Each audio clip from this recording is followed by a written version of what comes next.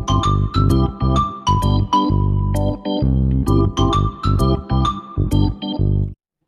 Everyone, welcome to my YouTube channel genius coaching centre from Bulandshahr. मैं हरिओम सिंह आज आपके सामने देखें कि आज आपका टॉपिक में लेके आया हूँ। फिजिक्स का टॉपिक है बिकॉज फिजिक्स की डिमांड बहुत ज्यादा आ रही है बच्चों की कि सर फिजिक्स में हमें कुछ बताइए, इसीलिए मैं आज फिजिक्स के ऊपर डिस्कस कर रहा हूँ। अभी मैंने प्रीवियस वीडियो में आपको बताया था कि जो फर्स्ट इक्वेशन होती है हम उसको कैसे डेरिवेशन करते हैं। अब हमारा टॉपिक है वो है आपका सेकेंड इक्वेशन ऑफ मोशन।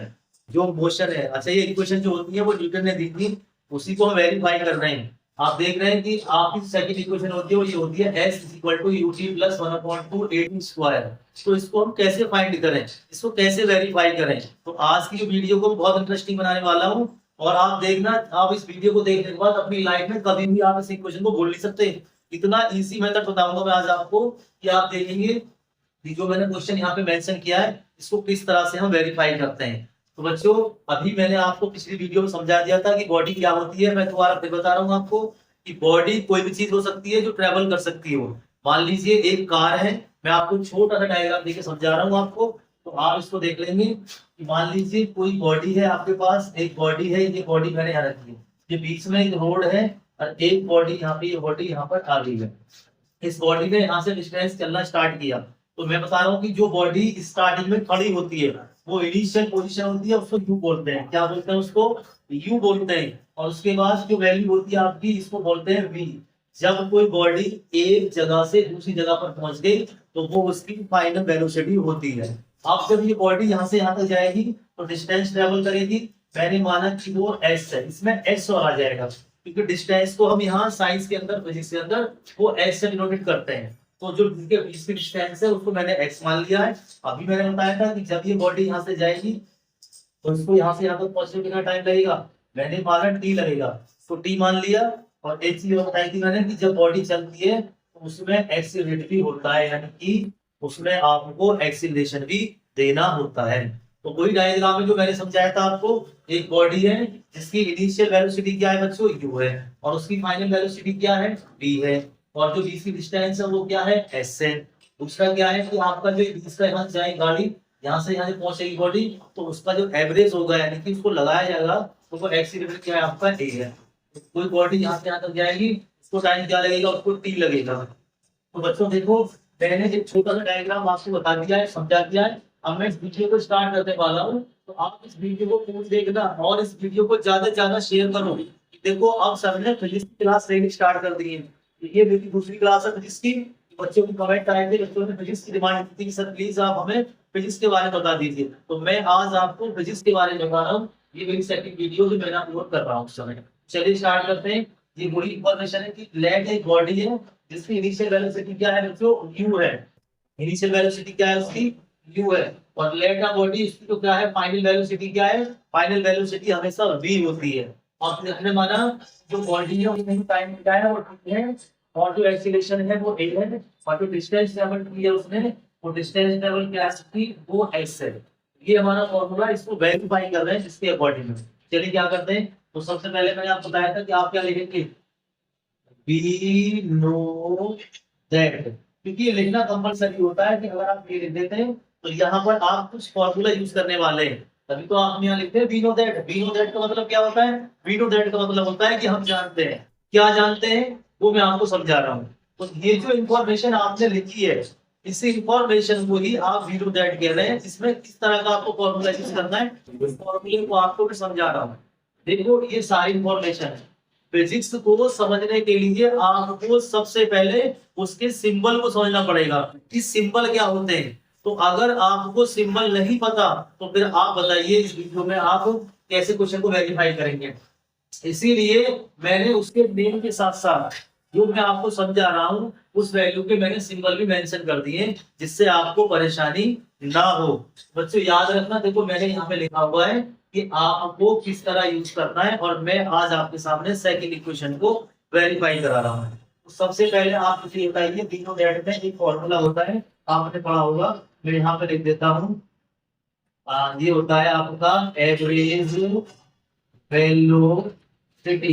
ये क्या होता है, क्योंकि एवरेज क्या होता है, इसमें एक वर्ड आया एवरेज। एवरेज का मतलब होता है कि कोई गाड़ी आगे गई और पहुंच गई या वापस आई, तो उसके बीच में हम एवरेज निकालते हैं। मान लीजिए जो 2 डिजिट है, मुझे उनका एवरेज निकालना है 2 डिजिट का, तो उन दोनों को प्लस करके अपॉन में 2 लिख देता हूँ। तो यहाँ पर अगर आपसे पूछे कि एवरेज वेलोसिटी क्या होगी, तो एवरेज वेलोसिटी का मतलब क्या होता है? एवरेज वेलोसिटी का मतलब होता है, तो मैं क्या लिखा, मैंने 2 लिख दिया था। लेकिन आप अगर कोई गाड़ी डिस्टेंस ट्रेवल करेगी, मुझे बताइए, ये गाड़ी यहाँ से यहाँ तक जाएगी, तो जब डिस्टेंस ट्रेवल करेगी, आप मुझे बताओ वहां पे उसको कोई टाइम लगेगा नहीं लगेगा? भाई आपको मान लीजिए अपने घर से स्कूल को जाना है या स्कूल से घर को आना है, तो आप डिस्टेंस ट्रेवल कर रहे हैं, तो जब डिस्टेंस ट्रेवल करते हैं तो वहां पर टाइम भी इन्वेस्ट होता है नहीं होता है? तो इसीलिए जब आप यहाँ पे लिखेंगे कि डिस्टेंस ट्रेवल, तो डिस्टेंस ट्रेवल क्या होता है, आपका जो भी आपकी एवरेज वेलोसिटी आने जाने की, उसमें टाइम की मल्टीप्लाई कर देते हैं, उसमें टाइम भी इंक्लूड हो जाता है। टाइम इंक्लूड क्यों हुआ?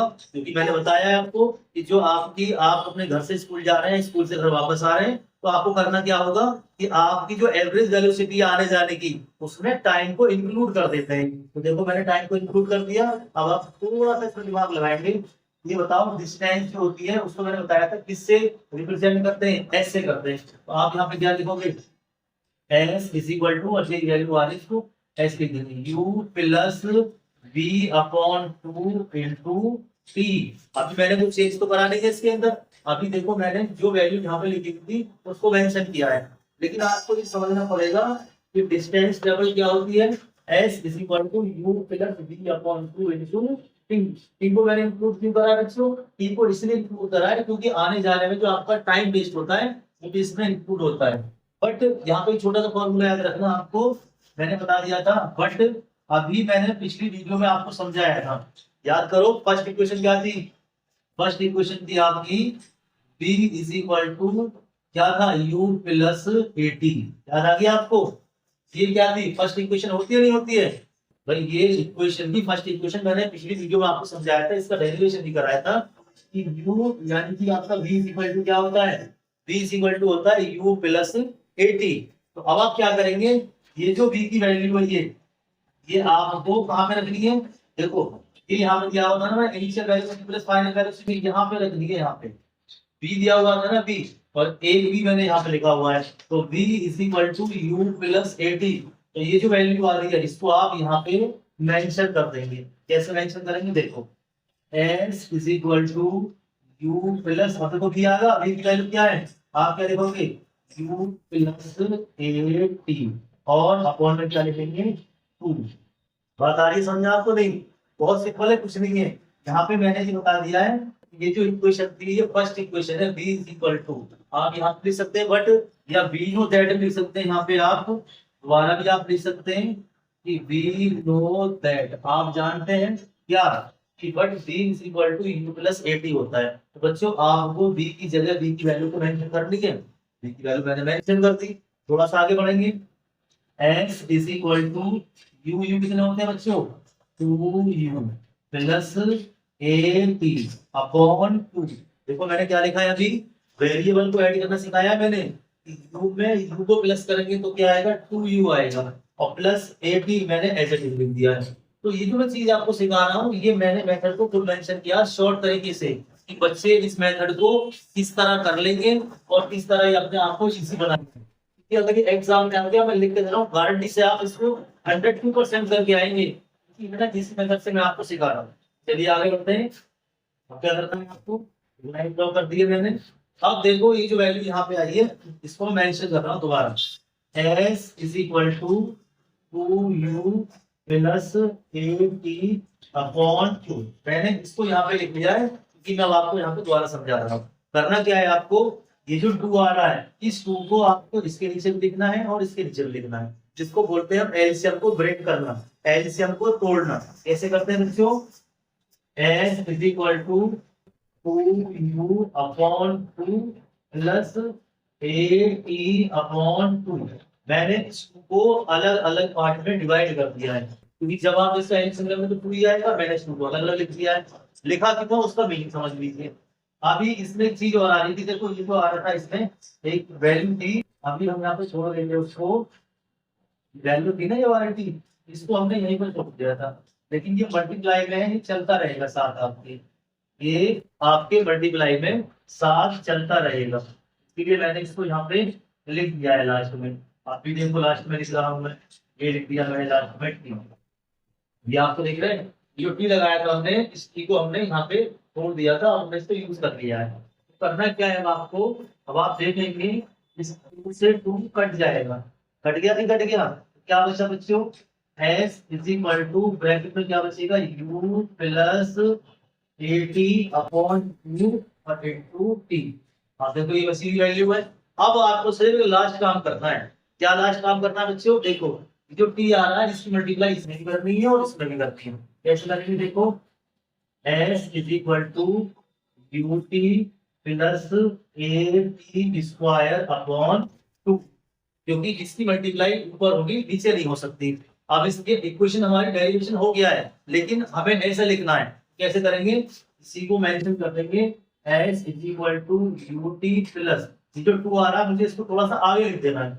आगे कैसे लिखेंगे, one upon two a t square, one upon two a t square.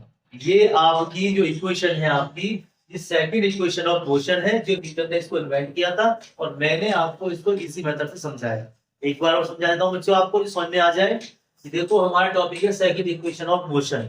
ये इसका फॉर्मूला होता है x equal to u t plus one upon two a t square. ये हमें लेके आना है, वो वेरीफाई करना है। तो वेरीफाई कैसे करेंगे, आपको मानना पड़ेगा कि लेट अ बॉडी, एक बॉडी है हमारे पास, इसकी इनिशियल वेलोसिटी क्या है, इनिशियल वेलोसिटी हमेशा u होती है, ठीक है। रेस्ट वाली जो आपकी पोजीशन होती है वो हमेशा u होती है। के बाद हमने उस बॉडी की फाइनल वेलोसिटी मान ली v, क्या मान ली, v, v इसकी फाइनल वेलोसिटी होती है।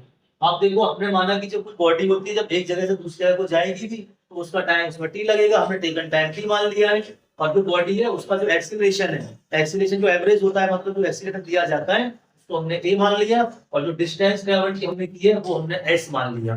तो मैंने समझा दिया था कि एक बॉडी है ये वाली, जब ये इस पॉइंट से दूसरे पॉइंट पर जाएगी तो इसमें डिस्टेंस भी ट्रेवल होगी और टाइम भी लगेगा और एक्सीलरेटर भी यूज किया जाएगा। तो मैंने यहाँ पे लिख दिया, जो इसकी इनिशियल वेलोसिटी है वो u है, फाइनल वेलोसिटी v है, और जो इसका एक्सीलरेटर है वो a है, और डिस्टेंस जो ट्रेवल की है वो s है, और जो टाइम इसने लिया है वो क्या। लास्ट काम करना है बच्चों, देखो ये जो t आ रहा है इसकी मल्टीप्लाई इसमें भी करनी है और इसमें भी करनी है। कैसे करेंगे, देखो s is equal to u t plus a t square upon two, क्योंकि इसकी मल्टीप्लाई ऊपर होगी नीचे नहीं हो सकती। अब इसके इक्वेशन हमारी डेरिवेशन हो गया है, लेकिन हमें ऐसे लिखना है। कैसे करेंगे, इसी को मेंशन कर देंगे, s is equal to u t plus, ये जो टू आ रहा है मुझे इसको थोड़ा सा आगे लिख देना है। आगे कैसे लिखेंगे, one upon two a t square, one upon two a t square. ये आपकी जो इक्वेशन है आपकी, इस सेकंड इक्वेशन ऑफ मोशन है, जो न्यूटन ने इसको इन्वेंट किया था और मैंने आपको इसको इसी मेथड से समझाया। एक बार और समझा देता हूँ बच्चों आपको, समझ में आ जाए। देखो हमारा टॉपिक है सेकंड इक्वेशन ऑफ मोशन। ये इसका फॉर्मूला होता है x equal to u t plus one upon two a t square. ये हमें लेके आना है, वो वेरीफाई करना। वेरीफाई कैसे करेंगे, आपको मानना पड़ेगा कि लेट अ बॉडी, एक बॉडी है हमारे पास, जिसकी इनिशियल वेलोसिटी क्या है, इनिशियल वेलोसिटी हमेशा u होती है, ठीक है। रेस्ट वाली जो आपकी पोजीशन होती है वो हमेशा u होती है। के बाद हमने उस बॉडी की फाइनल वेलोसिटी मान ली v, क्या मान ली, v इसकी फाइनल वेलोसिटी होती है। आप देखो हमने माना कि जब कोई बॉडी होती है, जब एक जगह से दूसरी जगह को जाएगी भी तो उसका टाइम उसमें t लगेगा, हमने टेकन टाइम t मान लिया है। और जो बॉडी है उसका जो एक्सीलरेशन है, एक्सीलरेशन जो एवरेज होता है, मतलब जो एक्सीलरेशन दिया जाता है तो हमने a मान लिया, और जो डिस्टेंस ट्रेवल की हमने की है वो हमने s मान लिया। तो मैंने समझा दिया था कि एक बॉडी है ये वाली, जब ये इस पॉइंट से दूसरे पॉइंट पर जाएगी तो इसमें डिस्टेंस भी ट्रेवल होगी और टाइम भी लगेगा और एक्सीलरेटर भी यूज किया जाएगा। तो मैंने यहाँ पे लिख दिया, जो इसकी इनिशियल वेलोसिटी है वो u है, फाइनल वेलोसिटी v है, और जो इसका एक्सीलरेटर है वो a है, और डिस्टेंस जो ट्रेवल की है वो s है, और जो टाइम जिसने लिया है वो कितना है, वो t है। तो हम आगे बढ़ेंगे। वी नो दैट का मतलब क्या होता है, कि आप कोई कंडीशन जानते हैं। वी नो दैट में क्या होता है, एवरेज वेलोसिटी का एक फॉर्मूला होता है। एवरेज वेलोसिटी क्या होती है, initial velocity plus final velocity upon two. मैंने बता दिया कैसे निकालते हैं आपको। अब इनिशियल को क्या बोलते हैं, u बोलते हैं, प्लस फाइनल को क्या बोलते हैं, v बोलते हैं, अपॉन में टू। अब मैंने क्या लिखा था कि डिस्टेंस ट्रेवल, अगर डिस्टेंस ट्रेवल होगी तो वहां पे टाइम भी इंक्लूड होता है। तो मैंने क्या कहा, टी जो हमने मेंशन कर दिया। आगे बढ़ेंगे, एस इक्वल टू क्या लिखा मैंने, इस वाली वैल्यू को यहाँ पे लिख दिया है। तो दोबारा जो डिस्टेंस का सिंबल होता है वो एस होता है। तो distance travel s equal to u plus v upon u is equal to t. अब वी नो दैट, हम जानते हैं, अभी मैंने फर्स्ट इक्वेशन में आपको बताया था कि v का जो फॉर्मूला होता है v इज इक्वल टू क्या होता है, u प्लस ft। क्या होता है बच्चों, v plus u, v is equal to u plus ft। अब इस v की वैल्यू को, ये जो v की वैल्यू आ रही है, इस वैल्यू को आपको यहाँ रखना है इस वाले में। तो मैंने क्या काम करा, यहाँ जो v आ रही है इस v को तो मैंने ऐसे लिख लिया है। अब ये जो v आ रही है इसकी जगह मैंने e वाली वैल्यू को मेंशन कर दिया, और ये जहाँ पे t, जो ये वाला t था उसको इंक्लूड कर दिया। आगे बढ़ते हैं, एस इक्वल टू क्या हो जाएगा बच्चों, देखो u और u कितना होता है, 2u होता है बच्चों, और at को मैंने ऐसे नोट कर दिया है। n2 बाहर ब्रैकेट के बाहर t रहेगा क्योंकि वो टाइम है हमारे पास, और 2 ऐसे रहने दिया। अब मैंने इस चीज को यहाँ पे मेंशन कर दिया है। मेंशन करने से फायदा क्या होगा, देखिए, इसको इसके अपॉन में लिखना है और इसको इसके अपॉन में लिखना है। तो मैंने 2 को अपॉन में लिख दिया, इसके अपॉन में इसको लिख दिया।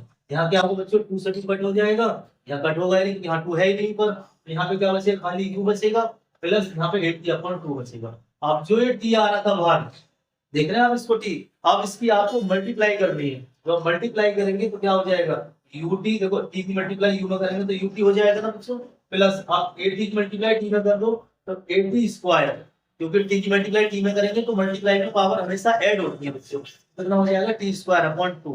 अब आपको क्या काम करना है, इसको एज इट इज लिखना है, और ये जो 2 आ रहा है इसको आगे लिख देना, 1/2 कर देना इसको, और यहाँ पे क्या रहेगा 8 स्क्वायर।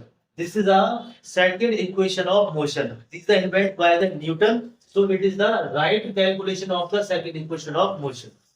तो गाइस, अगर आपको वीडियो अच्छी लगी हो और आपको लगा सर ने अच्छा पढ़ाया है तो उसको लाइक करें, सब्सक्राइब करें और ज्यादा से ज्यादा शेयर करें और कमेंट करें बच्चों, हमें बताएं कि आपको फिजिक्स में और क्या टॉपिक समझना है। बच्चों मैंने आज आपको ये टॉपिक समझाया है। Thank you for watching genius.